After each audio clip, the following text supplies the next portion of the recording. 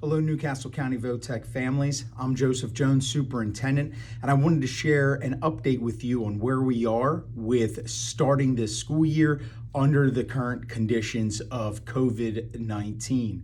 You remember from our last town hall, I said our mantra this year is forward together. That really continues to be the case.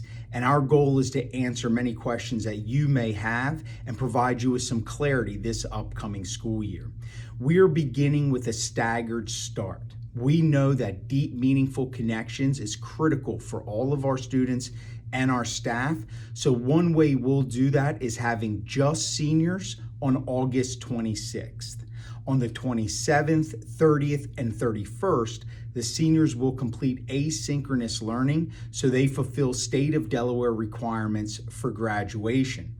Juniors will come only on August 27th, while sophomores will be on the 30th only, and freshmen will be on the 31st.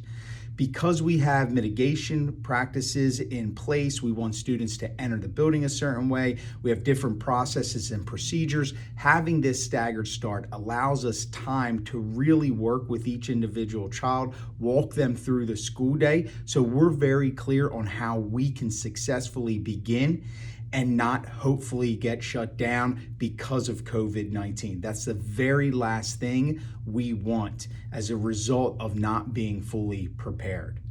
So all students will be in attendance starting September 1st. In-person learning for all students 5 days per week is our goal. We know that students benefit from in-person learning.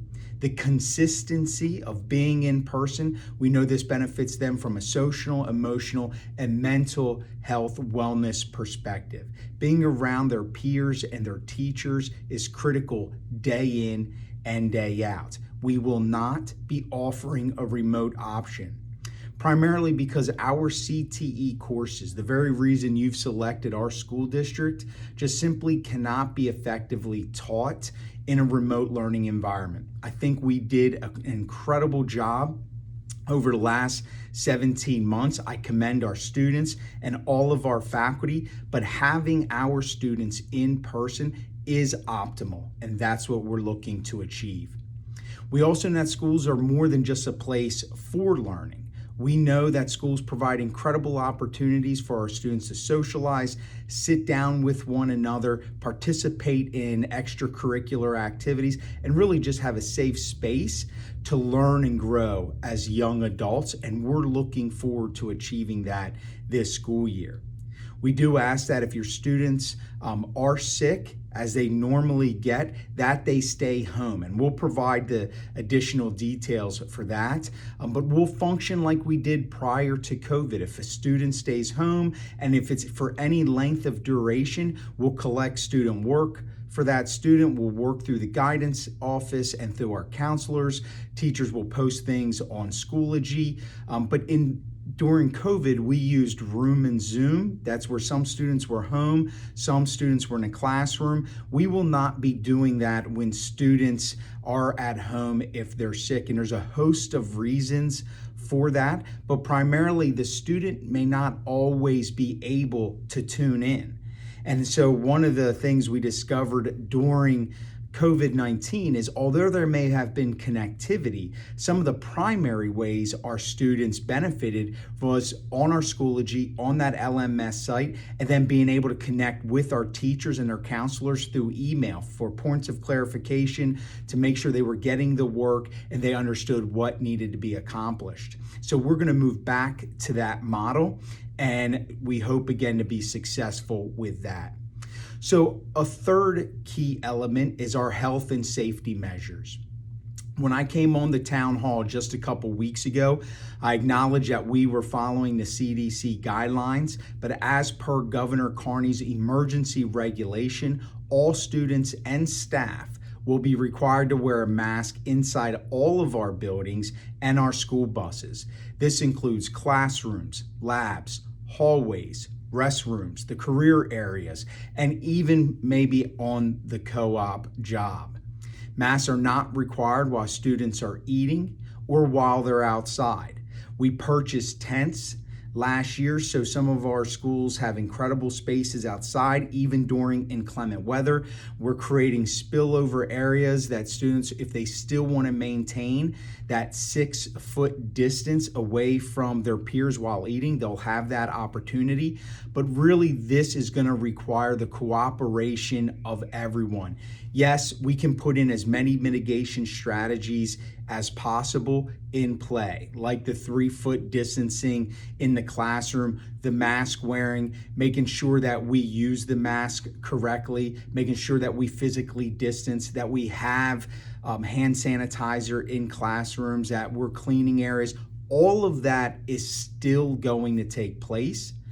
It's just always rests upon us as the faculty, and then also the students and everyone cooperating for this to be a successful school year. We want our students to learn. We want them to learn in person. Having high school age children only in our district, I fully believe we're capable of doing this and doing this right. But it does require everybody's cooperation. So with that, I want to encourage everyone, and this is the 4th point, to take advantage of our upcoming vaccination clinics. We are a community. I know there's in many ways that we're divided as a community. I know some people are ardently against and oppose masks. I know some of you might be thinking we shouldn't be doing this, or just as strongly that we should be doing this. I know some of you may feel confident in the vaccination while others do not.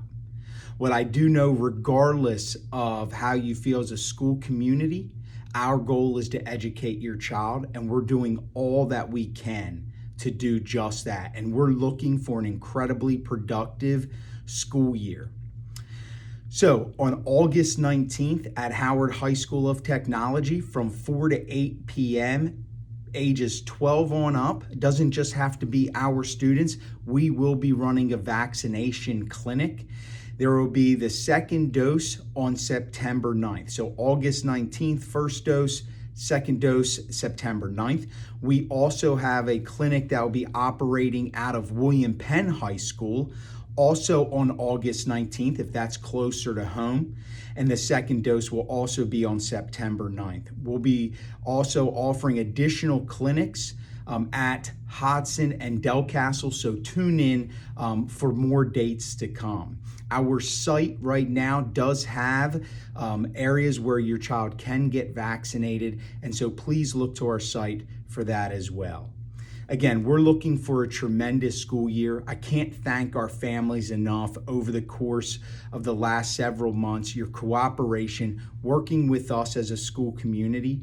We know that our career and technical programs are the heart of this district.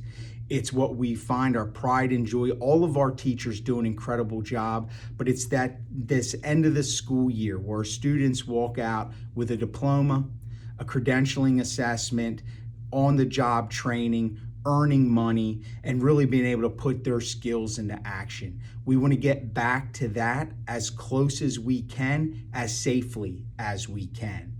Thank you. We'll have an additional town hall before the school year starts with any updates. Again, I appreciate everyone and all that you do in supporting us in Newcastle County VOTEC. Thank you.